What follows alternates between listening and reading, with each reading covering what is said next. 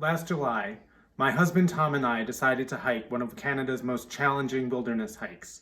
In preparation, we watched a YouTube video called Surviving the Fundy Footpath, which describes it as treacherous.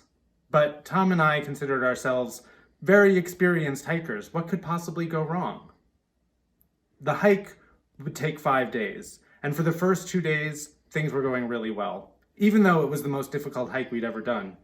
We were doing so great, in fact, that on the third day, we decided to take an off-trail day trip up a river to the Eye of the Needle, a spot with an amazingly beautiful landscape and waterfall, supposedly. We hiked up that river for 4 hours. We should have turned back, but instead we kept going. I know we're going the wrong way, but let's see where we end up, I said. It'll be an adventure. We decided to turn back when we saw a huge pile of rocks and beyond them a large waterfall. Not the waterfall that we wanted to see, but a waterfall. I wanted to get a closer look. The water around the pile of rocks looked kind of deep, so we stripped off our pants and waded across in our underwear. I got to the rocks first and started climbing up so I could get a better look. And that's when it happened. I was just about at the top when I slipped. My right leg slid under me, my body fell on top, and my full weight slammed my leg into the rock. I felt a tiny snap and looked at my leg. I immediately knew it was broken. I tried to move my foot and it flopped to one side. I called out to Tom, I think I broke something. Neither one of us could believe what had happened. Tom got some sticks, and I used my pants to make a splint while he climbed to the top of the gorge to see if there was any kind of access trail. He came back pretty fast. There was no access trail. We were really in the middle of nowhere. We tried to get downriver, but the pain in my leg was excruciating. And if I fell in these rapids, I could drown. So I got settled on some rocks. Tom gave me his pants so I'd have something to cover myself with. He grabbed his phone and his walking sticks. Up until now, we'd been very focused on my injury, but as the sun began to set, the enormity of what was happening hit us. This was really hard. We'd been married for 25 years, and I wasn't sure we'd ever see each other again. He was most worried about me because I'm type 1 diabetic, and long periods of no food can make me have dangerously low blood sugar levels. I could die. After he left, my entire body started to shake. I think I was a little in shock. My mind was racing. I was convinced we were both going to die. Tom would slip and fall and hit his head on a rock and drown, and I would slowly starve to death in this God-forsaken wilderness. No one on earth knew where we were. At this point, I got a little melodramatic. I took my phone and recorded a video farewell to Tom in case I didn't make it and he did. Somehow, the ridiculousness of making that video brought me to my senses. I'm not going to die, I told myself, and I hoped it was true. I had no idea how long it would take Tom to get help. After all, we were 2 days away from the nearest town. I'd have to spend the night there until someone showed up in the morning. You can do this, I told myself. I got as comfortable as I could, covering my bare legs with Tom's pants, and settled in to wait. I wish I could say that I spent the time having deep thoughts and reaching life-changing epiphanies. Instead, I just kind of lay there, blankly looking across the river at the far bank.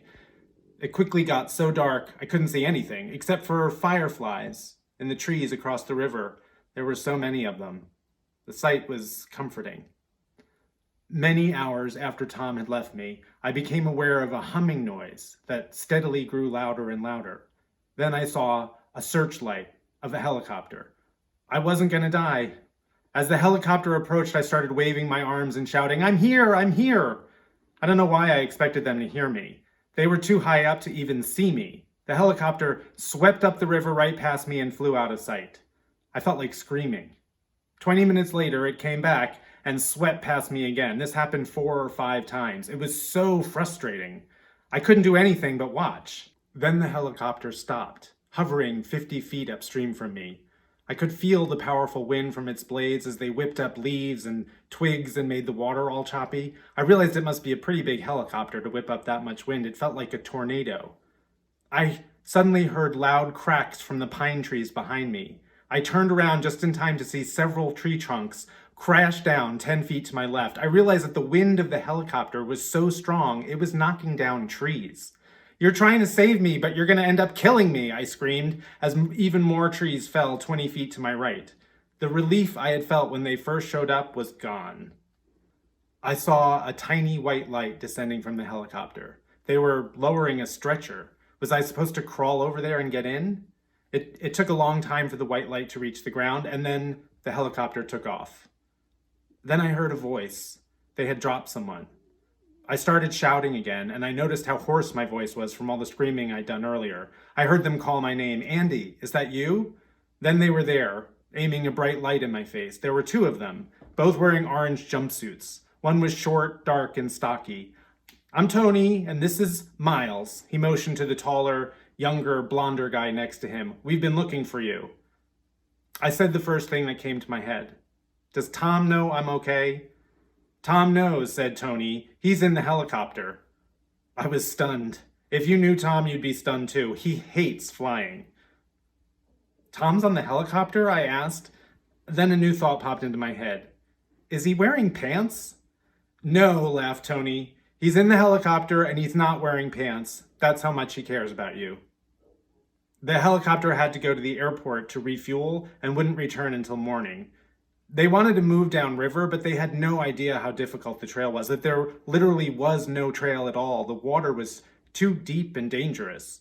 We got settled on a huge flat boulder in the middle of the river to wait until morning. And then they told me a little bit about themselves.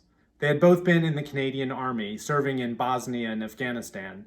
After a while, Tony said, "I got tired of killing people. I wanted to help people instead." So they joined search and rescue. They were real heroes.